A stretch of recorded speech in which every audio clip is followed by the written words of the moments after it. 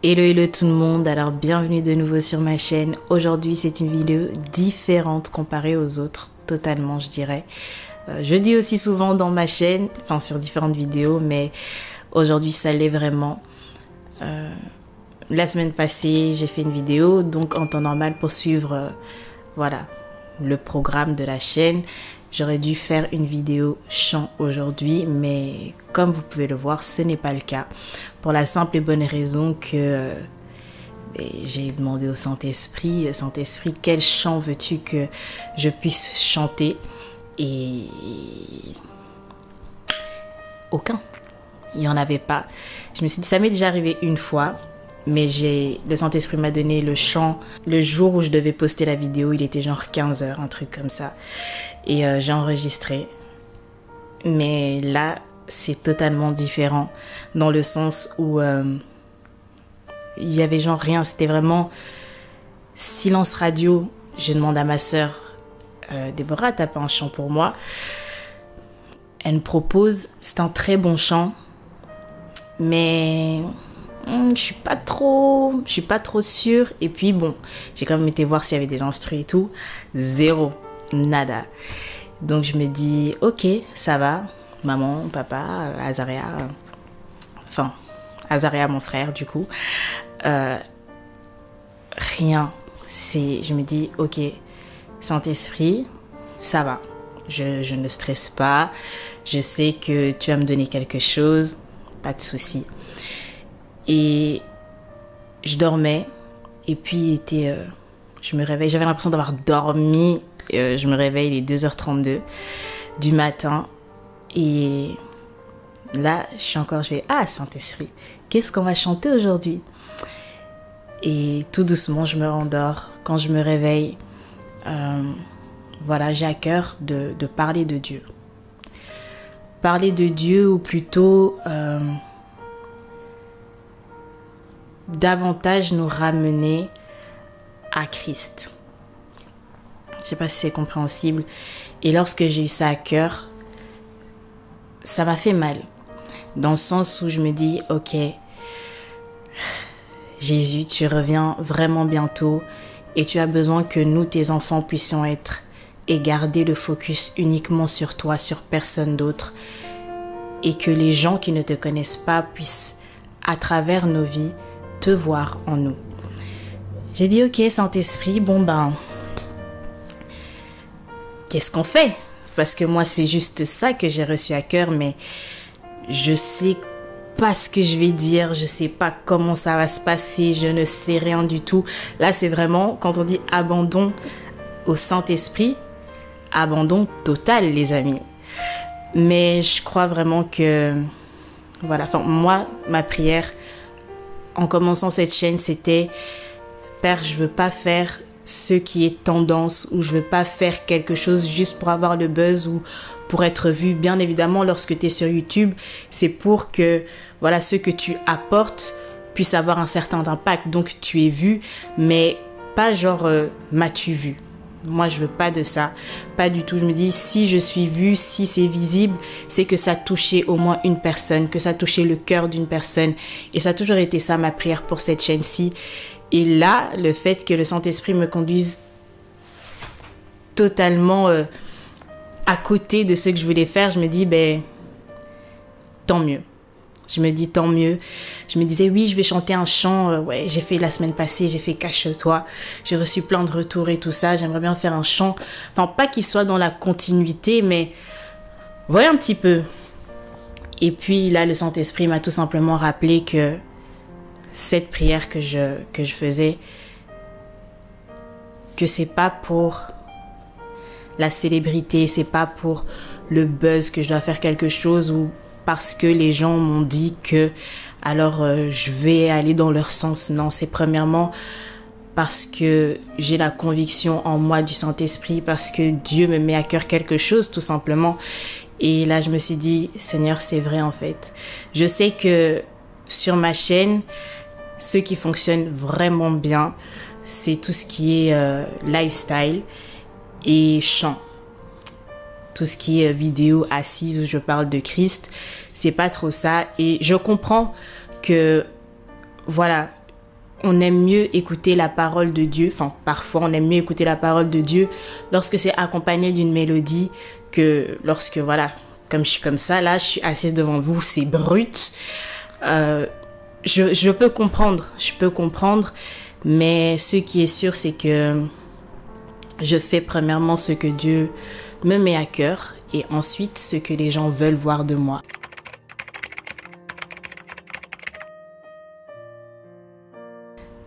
On entend souvent, oui, Jésus revient bientôt, le règne de Dieu est proche, il arrive, voilà, il est à la porte. Mais on voit également que il n'est pas là. Et c'est là que je pense que pour plusieurs, on est en mode, ok, on sait qu'il va arriver. Il y a quelques signes qui sont en train de se réaliser, mais il n'est toujours pas là. On nous dit, oui, il revient bientôt. Dans ce bientôt-là, combien de personnes, moi, mes parents, j'ai grandi dans une famille chrétienne, donc je sais pas, moi, ça fait combien de temps que mes parents sont en Christ, bon, bien avant même que j'existe, mais déjà là, c'était, oui, Jésus revient bientôt, et le bientôt, 23 ans plus tard, moi, je suis là aujourd'hui, mais il n'est toujours pas revenu, on peut vite se dire, ok, il revient bientôt, mais je vais faire ça un petit peu pour arranger ma vie, pour remettre de l'ordre dans ma vie de prière, ma vie de méditation, ma relation avec Dieu. Petit à petit, l'interpellation que j'ai reçue, que je reçois, c'est en fait non, on devrait pas en fait penser en mode oui, bientôt, c'est pas maintenant, mais plutôt agissons comme si on nous avait dit c'est ce soir. Comme si on nous avait dit le retour de Christ, c'est ce soir. On n'a pas de... Comment est-ce que je peux dire ça? On n'a pas le temps d'avoir le temps. On n'a pas ce temps-là. On n'a pas ce privilège-là d'avoir le temps. La parole de Dieu nous montre cette image de oui, lorsque Jésus reviendra, ce sera semblable à un voleur qui vient chez toi. Je paraphrase. Tout simplement pour dire que lorsque tu te fais voler, lorsque tu te fais cambrioler, tu sais pas du tout quand est-ce que ça va arriver. Tu sais pas. C'est pas comme si tu te dis ah ouais, je sais que tel jour ce voleur viendra chez moi, il viendra voler ça. Non, c'est pour ça qu'on présente cette image-là. La venue de Dieu, elle sera inattendue. Tout comme quand tu te fais cambrioler, c'est inattendu. Tu t'attends pas à ce que quelqu'un vienne débarquer chez toi, voler, prendre tes affaires et tout ça. Mais Dieu viendra à un moment où on ne s'y attendra pas. Oui, on dit qu'il préviendra les siens. Enfin, on s'en doutera que par les signes, si on prend les signes, etc. et tout ça, qu'il est vraiment, vraiment, vraiment proche. Mais préparons nos vies, préparons sa venue, préparons... En fait, en tant qu'épouse que nous sommes, préparons-nous tout simplement. Je parle en nous parce que, ouais, aujourd'hui je ne parle pas en vous, c'est nous, c'est une affaire de nous tous en fait. Préparons-nous à la venue de Christ, à son retour. Ah, Seigneur Jésus, il y a tellement de...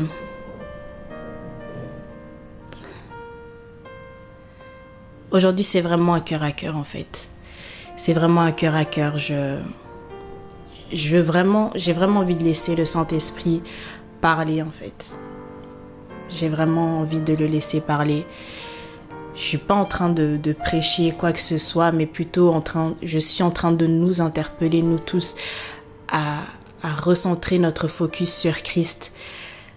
Je sais que avec tout ce qui se passe sur la terre ici, on peut vite se laisser distraire, on peut vite se laisser emporter par X problèmes, par X situations, par peut-être voilà, trop de pensées qui fait que non, on n'y arrive plus. Mais en fait, le focus doit être toujours uniquement sur Dieu.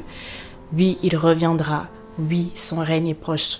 Oui, on va par la grâce de Dieu, et oui, je le proclame, j'irai avec Christ, je ne resterai pas. Mais pour ce faire, être enfant de Dieu, être chrétienne ne suffit pas. Il y a des actions, des attitudes, des œuvres à mettre en place afin de pouvoir, oui, dire avec certitude que j'irai, que lorsqu'il viendra, je ne resterai pas en fait.